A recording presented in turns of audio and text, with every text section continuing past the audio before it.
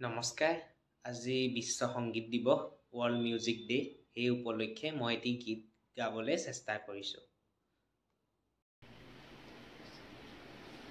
পুৱতি নিশাৰ সপোন দেখি দেখিও নেদেখিলো সেই ক্ষণটি অনন্ত সময়ৰে সাগৰখনি অনন্ত সময়ৰে সাগৰখনি চঞ্চল কোলাহলে ভাঙে